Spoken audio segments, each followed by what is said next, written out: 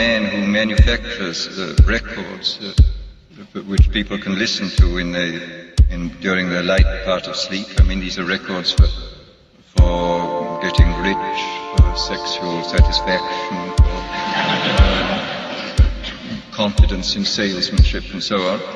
And he said it's very interesting that these records are sold on a money-back basis. And he says that there is regularly between 15 and 20% of people who write indignantly, saying the records don't work at all.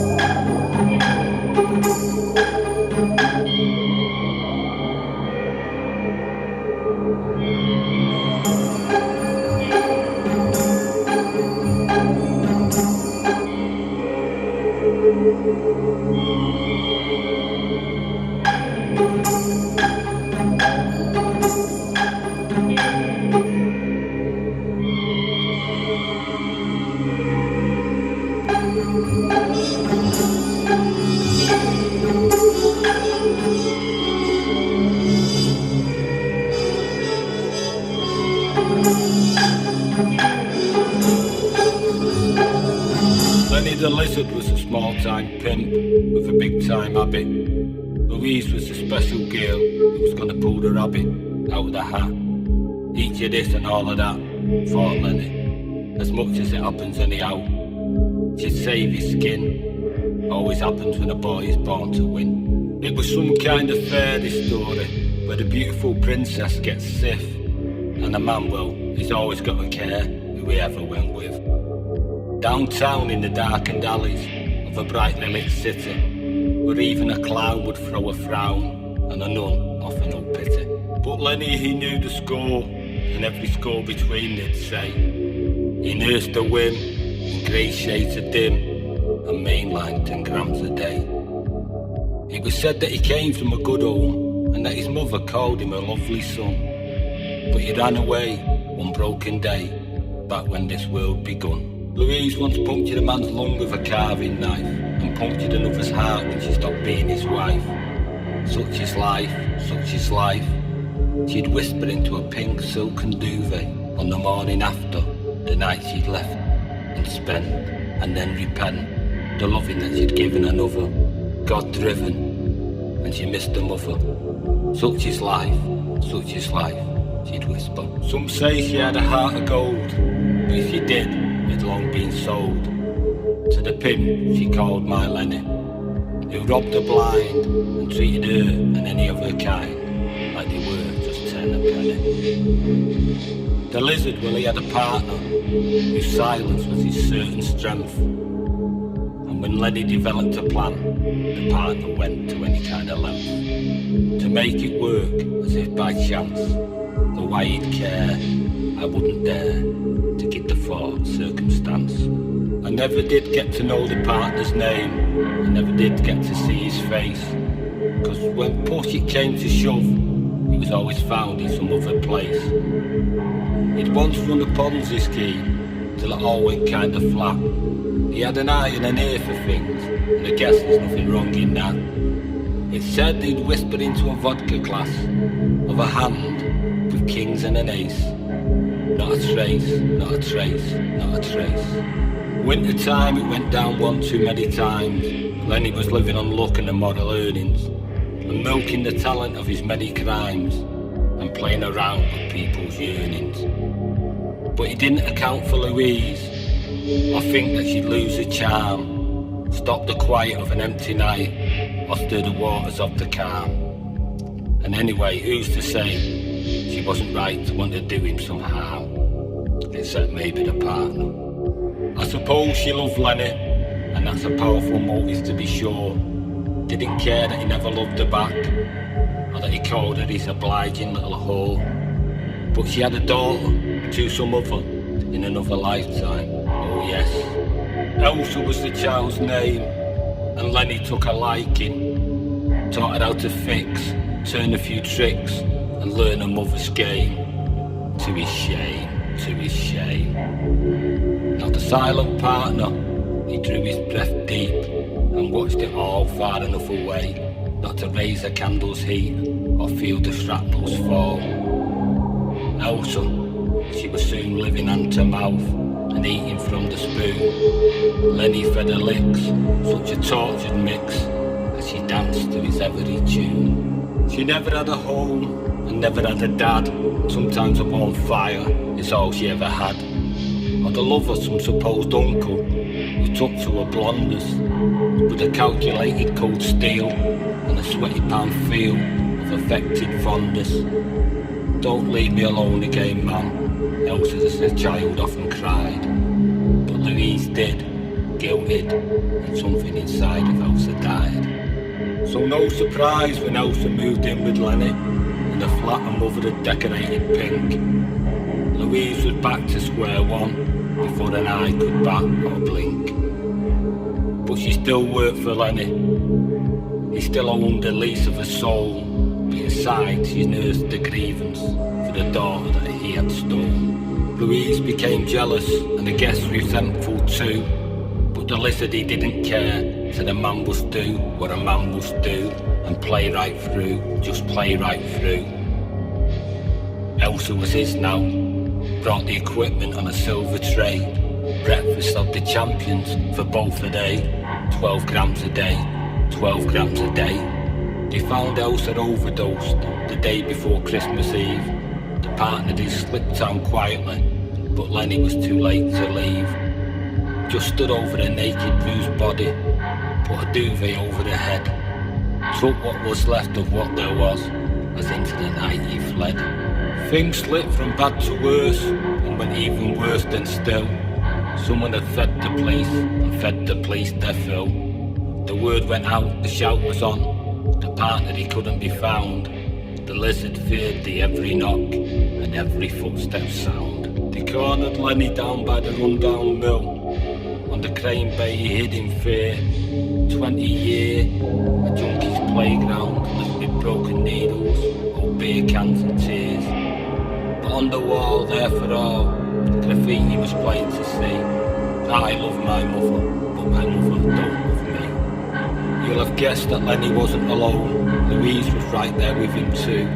Wherever he was, well, that was her own, even if his heart was never beating true. Lenny would never work out that Louise had set him up, but sometimes it don't pay to offer someone a golden cup, then treat them second best and rob them of the prime, cause sooner or later you know a light is gonna shine.